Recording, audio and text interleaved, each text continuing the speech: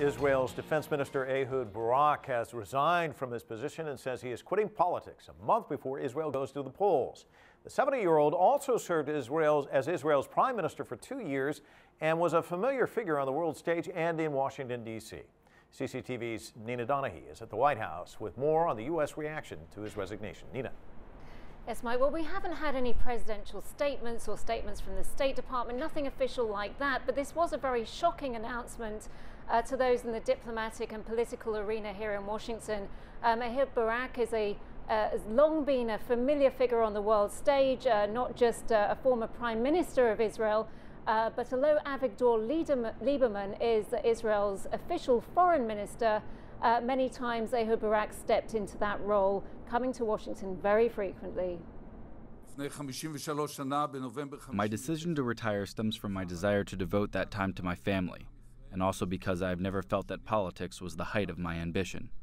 Ehud Barak, defense minister, former prime minister, and Israel's most decorated soldier, serving in the IDF for 39 years, during the 1973 war with Egypt, and overseeing 2 daring raids to free Israeli hostages on hijacked planes, most famously the raid on Entebbe, Uganda in 1972, alongside a young Benjamin Netanyahu.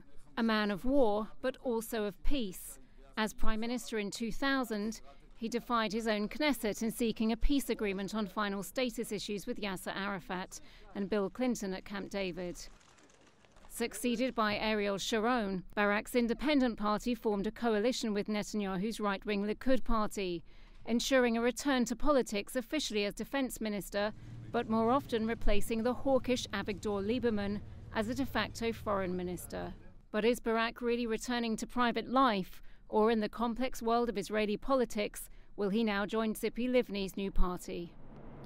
Well, we're expecting an announcement from Tzipi Livni tomorrow, Tuesday, about her political future.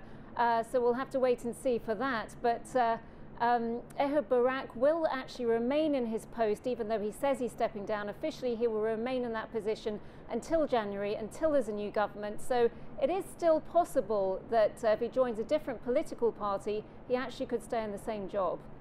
Things could get interesting. Nina, thanks so much for that live report here in Washington.